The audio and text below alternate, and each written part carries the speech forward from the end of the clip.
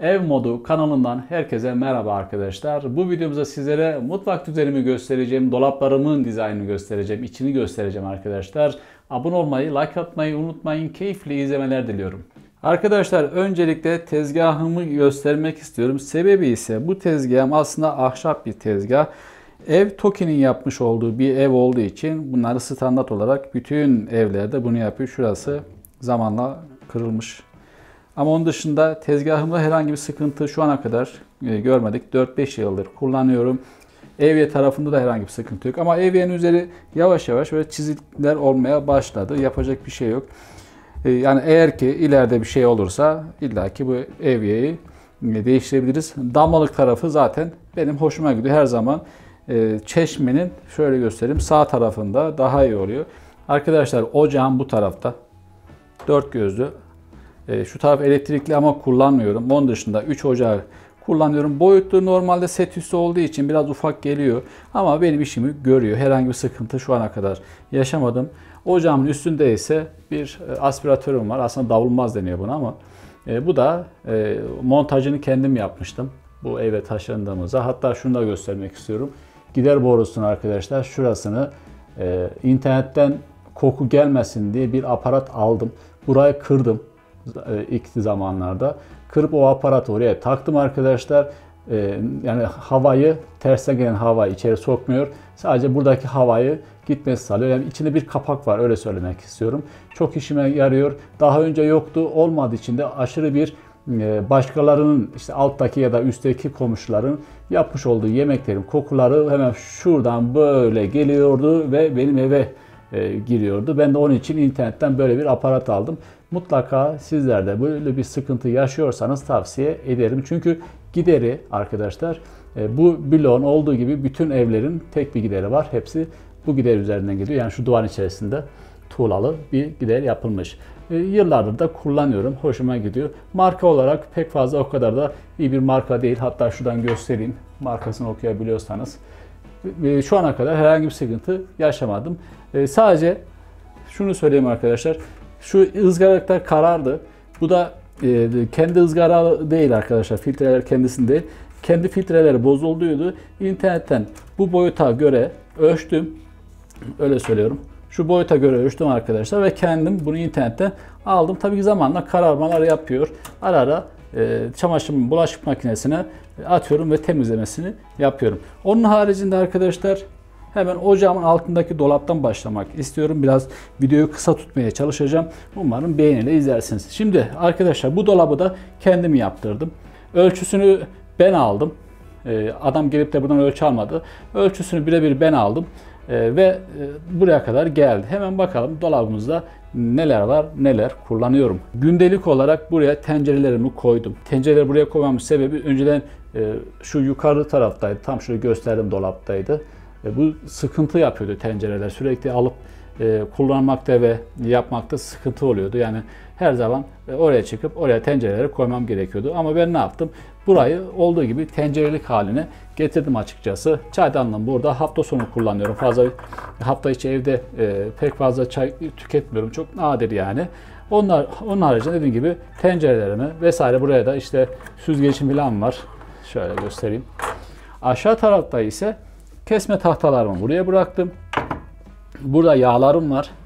Çok yoğun kullandığım için yağları yemeklerde veya salatalarda gibisinde buraya koydum. Çünkü direkt ocağın altında olsun, pratik olsun diye buraya koydum arkadaşlar. Başka burada tavam var. Bir tane daha tavam var şu anda bulaşıkta. Ve ufak tavalarım, işte yumurtalıklarım vesaire de buraya koydum arkadaşlar. Yani şunu söylemek istiyorum. Sık kullandıklarımı daha yakın elimin altında olsun istedim. O yüzden benim biraz zamanla kullana yaptığım şeyler. Daha önce burada başka şeyler vardı. Gıdalarım falan vardı. Onları kaldırdım. Hemen yan tarafa geçelim arkadaşlar. Yan tarafa da ön çekmecede, yani üst çekmecede söyleyeyim. Şöyle çatal, kaşıklık vesairelerim var. Şimdi şöyle bir kavanoz vardı arkadaşlar. Bu içinde bir şey vardı, bitti. Buraya çay kaşıklarımı koydum. Pratik oluyor. Çok rahat oluyor açıkçası. Onun arasının haricinde tahta kaşıklarım. Şurada meyve bıçaklarım var. Arkada büyük bıçaklarım oluyor. ekmek bıçağım vesaire var. Normal gündelik kaşık, çatal, işte bıçak, normal diğer bıçaklarım. Onun haricinde tatlı kaşığı ve tatlı çatalını da buraya koydum. Bu da çok güzel. Şu alt tarafı da zeminde kestim. Kaymazlık yapsın diye. Bu da çok pratik oluyor. Tavsiye ederim. Diğer çekmecemize gelelim. Hemen ikinci çekmecemize. İkinci çekmecemde ise arkadaşlar burada daha önce almıştım. Bunları yıllar önce almıştım. Şöyle bir set halinde almışım. İşte kaşıklar, kepçeler, çırpma teli, plastik bunlar ama işimi görüyor. O kadar çok şey değil, ahım şahım bir şey değil ama işimi görüyor arkadaşlar.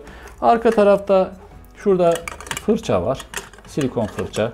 Pasta artık spatula mı diyorsun, ne diyorlar? Şurada ölçü kaşıklarım var. Bunun yanında silikonlu karıştırma. Diğer bütün ahşap durumlarda da bunları buraya koydum. Biraz düzeni değişmiş ama aslında bu düzeni düzeltmek gerekiyor. Tekrar el atmak gerekiyor. Belki bir sonraki videolarımızda buna da ayrıca bakarız. Diğer çekmeceme gelelim. Öncelikle çekmecemi açmadan önce şunu göstermek istiyorum. Burada bir poşet olayı görüyorsunuz. Bunun sebebi şu arkadaşlar. Hemen göstermek istiyorum. Şöyle rulo şeklinde poşet alıyorum. Arkadaşlar küçük. Bu da biliyorsunuzdur benim tek yaşamıyorum. Bir tane de bir kedim var. Kedimin hemen şöyle yapıyorum. Çekiyorum, kopartıyorum. Kumunu temizlemek için pratik oluyor. Onun haricinde burada yine bezlerim var. Şurada poşetlerim var. Aynı zamanda peçetelerim, serpaklarım. Bir tane kalmış. İvedi bir şekilde almam gerekiyor. Burada fiber bezlerim var. Arka tarafta havlum var bir tane şöyle gene. Burada yine peçeteler var. Alt tarafını göstermek istiyorum. Hemen. Şunları şöyle düzenlemiştim. Pek fazla kullanmıyorum ama ihtiyaç halinde alıp kullanıyorum açıkçası ama fazla yön değil. Hemen burada kapatalım. Dediğim gibi düzeni bu şekilde yaptım ama siz de görüyorsunuz. Sırf sadece video çekmek için yaptığım bir olay değil. Hemen en son çekmeceye gelelim. Burada da arkadaşlar ekmeğim var. Ekmeği buraya koyuyorum.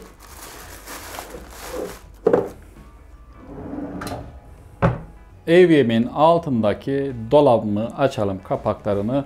Hemen burada arkadaşlar gördüğünüz gibi sadece ve sadece temizlik ürünlerim burada yer almaktadır. Onun haricinde herhangi bir şey koymuyorum. Çünkü ne bileyim hepsi bir arada olsun, temizlik ürünlerim hepsi dedim. Hem de elimin altında olsun. Gerek banyoda kullandıklarım, gerek tuvalette, gerek mutfakta kullandıklarımı buraya atıyorum. Çünkü koyacak başka bir yerim yok açıkçası. Yani bir dolabım falan olmadığı için burası zaten ideal olduğunu düşünüyorum. Gayet de bence uygun bir şekilde dizayn edilmiş diye düşünüyorum. Belki sizlerin de bu konuda hakkında belki fikirleriniz, yorumlarınız olabilirse mutlaka yorumlarınıza yazın. Eklemek istedikleriniz olursa da mutlaka yazın. Beni aydınlatın arkadaşlar. O kadar, başka bir şey demiyorum yani. Şimdi kapatalım burayı. Dostlar şimdi ise hemen üst dolabıma geçiyorum. Açalım kapağını. Gördüğünüz gibi bakalım sırasıyla sizlere günlük tabaklarım. Şurada küçük kaselerim var ama pek de küçük değil. Yıllardır kullanıyorum. Hoşuma gidiyor. Şurada ufak bir şeyim var içinde. Bunu genellikle hafta sonları yumurta haşladığım zaman içine soyup domates vesaire güzel tavsiye ederim. Şöyle koyalım. Onun üstünde ise yine pasta tabaklarım var. Altında başka tabaklarım var. Bunları fazla kullanmıyorum. Hatta çok az kullanıyorum. Burada yine kaselerim var arkadaşlar. İki farklı cins. Şu arkada da yine hemen şöyle gösteriyorum. Çorbalıklar var arkadaşlar. Çorba taslarım, şeylerim duruyor. En üstte ise iki tane tencerem var. Bir tanesi şu küçük. Bu da büyük. Çorba için veya ufak tefek yemekler için. Bu da daha büyük yemekler için. Yıllardır kullanıyorum. Çok memnunum arkadaşlar. Yani bu tip tencere kullanan arkadaşlar varsa bana hak verirler. Başka tencerem tabii ki var ama arkadaşlar şunu söylemek istiyorum. Hemen şurayı bir kapatalım. Yani dolaplarımı fazla gereksiz malzemeyi koymak istemiyorum. Sıra ise camlı gözü açalım arkadaşlar. Bardaklığı. Hemen bakalım, bardaklarımız, su bardaklarımız burada. Sırası bir şekilde dizmeye çalıştım. 2 tane büyük bardak. Yine şurada büyük bardaklarımı şuraya atalım. Farklı yine su bardaklarım var. Bunlar çok hoşuma gidiyor. Çok şık ve nezih duruyor. Yani hoşuma gidiyor arkadaşlar bu bardak. Şu bardaklar ise yıllardır kullandığım çiçekli bardaklar. Bir şey diyeyim mi? Bu bardakları yıllardır kullanıyorum. Yani kırılmıyorlar da. Bazen hani diyorlar ya artık yeter, bunlar aynısını görmekten bıktık filan, değiştirelim de. Ya, tamam değiştirelim de kırılmıyor, şimdi çöpe mi atayım? Ama çok da temiz, gördüğünüz gibi. Yani ben elimden geldiği kadar fazla şey yapmıyorum, kirli tutmuyorum. Bir kere kullanıp makineye atıyorum. Şunlar da güzel. Bunlar ise küçük şöyle çay bardakları. Şurada çaydan bardak altlı. Burada bir tane çiçekli kalmış. Sanırım bu bunun seti. Çok da benziyor. Değil mi? Yani bunlardan çok var bende. Açmıyorum. Bakın bu da bunun seti. Şunlardan çok var da açmıyorum. Şunlar ise normal çay bardakları. Üst tarafta ise arkadaşlar şöyle bir tezgah gibi bir şey aldım. Bunu yaklaşık 1 sene önce almıştım. Normal pazardan almıştım. Halk pazarından. Ama zamanla bombelendi. Yani korkuyorum her an çat diye böyle gece vakti şangır şongur olacak diye korkuyorum ama denk gelmedim. Bir denk gelirsem alacağım. Aslında şöyle direkt ayakta olanlar var. Onlar bence işimizi görür. Burada ise yine şurada kahve fincanları, onların tabakları gibi. Çayımı şuraya koyayım. Bakın nasıl düşüyor. Bakın hop pat.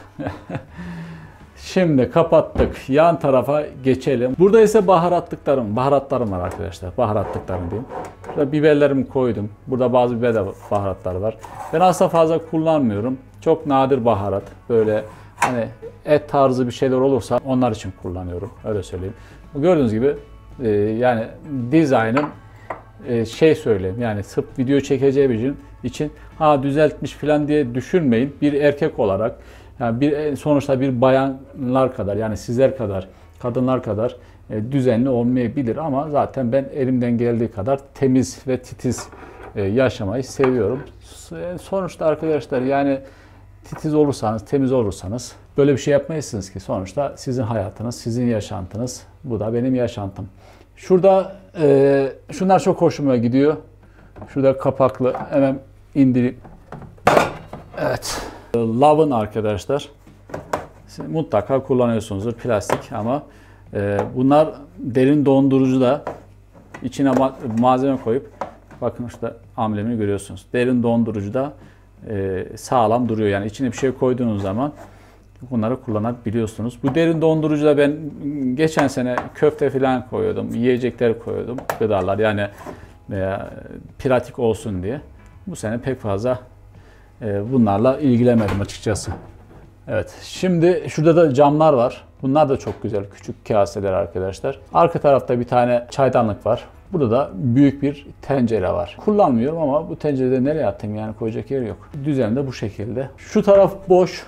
O yüzden göstermeyeceğim. İçinde belki bir tane tencere vardır, bir iki tane ama fazla kullanmıyorum. Üst tarafta ise tencereler var arkadaşlar. Tam şurada bakın. Şuradaki de meyve sıkacağım var. Katı meyve sıkacağım. Yapması çok güzel ama sonra temizlemesi insanı çileden çıkartıyor. Bunun içerisine poşet falan, naylon koyuyorum, çöp poşeti. Ama işte içindekiler vesaireler sonra yine sorun oluyor. Böyle toplu bir şekilde yapacağım zaman olursa indiriyorum. Onun haricinde bir tane iki tane meyve için indirmiyorum. Tost makinem de burada. Evladiyelik. Yılların tost makinesi. Fazla da kullandığım bir olay değil. Şurada da hemen göstermek istiyorum ne var. Dediğim gibi TOKİ evinde yaşıyoruz. TOKİ binalarında. TOKİ binalarında ısı merkezleri ortak. Bu da zaten saati vesaire. Bakın burada görüyorsunuz. İç dizaynı. Burada hiç açılmamış poşetler var. Hem de buzdolabı poşetleri, küçük boy. Şurada da bunu da bir ara yine pazardan almıştım, şöyle asmalı bir şey. Kapak arkasına açıyorsunuz. Burada pişirme. Burada yine poşetler var. Şurada yine pişirme var. Gibi böyle bir düzeni oturtmaya çalıştım. Mutfağımın düzenini, dolap düzenini göstermeye çalıştım sizlere. Sonuçta elimden geldiği kadar titiz bir şekilde bu şekilde yaşıyorum. Ama şöyle bir durum var. Titiz yaşıyorum, düzenli olmaya çalışıyorum. Ama bazen böyle ipin ucu kaçıyor ya. İşte şurası, şu tezgahın üstü böyle işte nasıl söyleyeyim doluyor ya. Yani hemen akşam geliyorum, hemen makineye atıyorum. Yani makine içine koyuyorum. Bir siliyorum. Ondan sonra hafta sonları bulaşıkları dolduysa tabii yıkamaya çalışıyorum. Düzenimde ise dediğim gibi yaklaşık bir sene önce bir düzene soktum burayı. O düzene devam ediyorum. En çok sık kullandıklarımı elimin altında olsun diye yakın bir tarafa koymaya çalışıyorum. Mutlaka siz de öylesiniz. Yani şu az önce gösterdiğim büyük tencereyi en öne koymanın bir manası yok. Yani atıyorum ayda bir kere kullanıyorsam onu en dip köşeye atmak gerekiyor. Yumurta tavaları vesaire çok sık kullandığım için o ufak tefek tencerelere daha yakında olsun ki uğraşmayın. Hani almada koymada vesaire de böyle bir düzene oturtmaya çalıştık ve size de bunu video haline getirdim. Umarım güzel olmuştur. Sizlerin de bu konuda hakkında, sizlerin de hani evinizdeki dizaynlar vesaire nasılsa bilmiyorum ama önereceğiniz bir şeyler mutlaka olabilir. Mutlaka sizler de bunu benimle paylaşın arkadaşlar. En azından bir bilgim olsun. Elimden geldiği kadar acaba bak falanca kişi de böyle yapıyormuş. Ben de buna ayak uydururum diyebileyim. Katıldığınız için Ev Modu YouTube kanalımıza geldiğiniz ve misafir olduğunuz için hepinize çok teşekkür ederim. Bir sonraki videomuza görüşmek üzere. Şu anda akşam olduğu için söylüyorum. İyi akşamlar.